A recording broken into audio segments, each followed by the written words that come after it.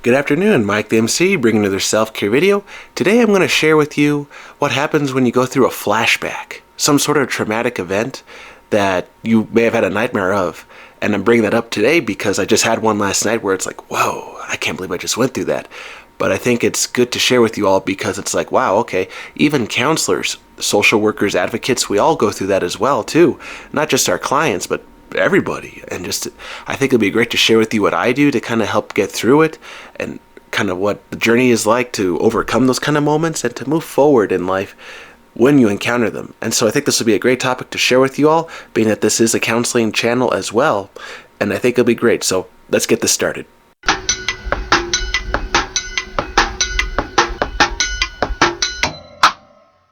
Okay, so going to the flashback itself, it was kind of a good thing to go through because it's like, wow, the person I'm recalling in this flashback, it's something that someone I have in mind where I'm like, oh man, I'm sorry that that happened in the past.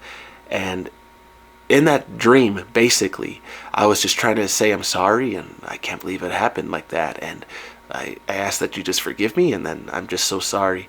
And then I woke up. But throughout the course of that dream, it was like, wow, like I was trying to find her, the people that I used to be with, and just to hang out and say, hey, I know I was a knucklehead back in the past and I'm very sorry. And she would just say things like, oh, you're okay, you're okay, you're okay. Don't beat yourself too much. It's all right. I forgive you. And it's like, wow, okay. Because that's the thing I wanted from that experience, the forgiveness. And how many of us can recall those moments where we wish we had asked for forgiveness for something we did, realizing, wow, what a stupid thing we did to that person, said that or that action, made a remark about somebody else and they overheard it, or we just did something that they saw and they're like, And yeah, we did hurt those people in the past and it's just a part of life. And it's like, dang, why did that have to happen? Some things we are not also responsible for as well, where it was like, oh, I mean, where you're not the guilty one, you're like, oh man, that happened to me. And it's a hard thing to go through where you have to forgive somebody for something they've done. And then we go into life and here we go. We're going our own way in the sense that, okay, we live life, we got our degrees, got our jobs, live in different places, and life just moved on. But does it really? Because all those memories store in our mind, like it did in mine last night. And I'm sure everybody goes through this. And being a counselor, a future social worker, it's like, how do you help somebody be authentic with themselves when they want to share those traumatic moments? And for me as a counselor to you all, to clients, maybe I see you, maybe I don't see you, but it's like, yeah, I go through those moments too. And it's like when you have those evaluation sheets in a counseling session, we just want to get an idea of what's happening. Are you going through something terrible, or if it's not too terrible, just what is the memory that's kind of giving you coming back over and over again? So that way we get an idea of like, okay, maybe it's not trauma, but maybe it's just something you need to get off your mind to share about. And so for me, this is one outlet. If you want to share, try it this way. It's sharing online or sharing through some sort of journaling, media, writing down if you like to go with pen and paper, pencil, etc. And the idea is when you verbalize, write it out on something else outside, so that way you can actually read or hear what you're saying. That's one way to get the trauma or the negative memory out that I'll share with you.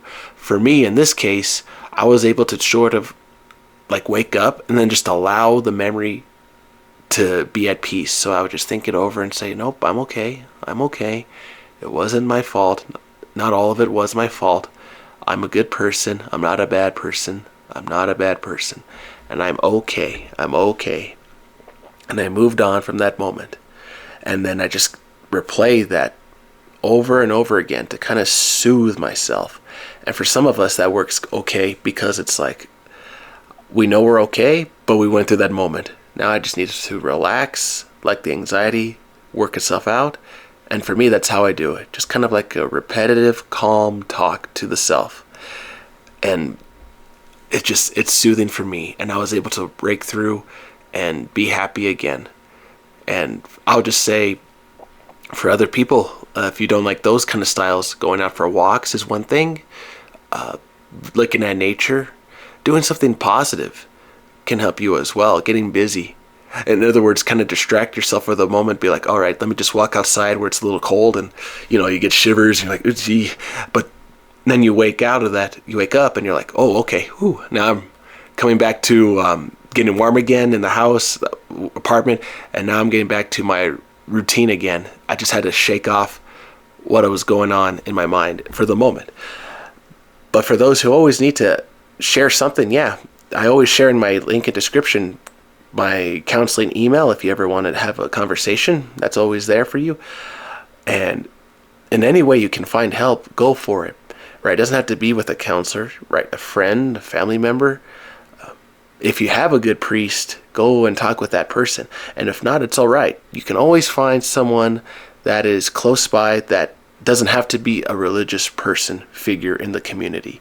I think arguably when you have a good person that has seen similar events in their life as well, and they can share with you what they went through, that's another way to find healing as well.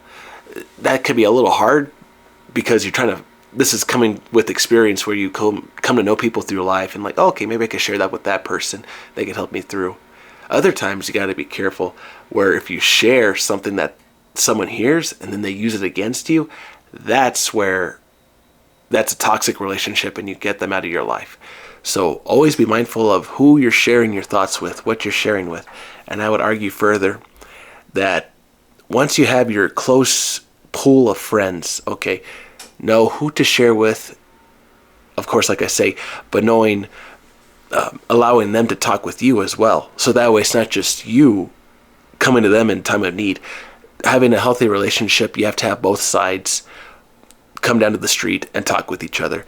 And so for me to share with y'all, that's just what I went through last night. And I think it was good because it's just a reminder, okay, we all have to go through these moments in order to grow. And for me to do that, it felt great because it just reminds myself that I am human. I have emotion and I care for people. We're not monsters, we're good people.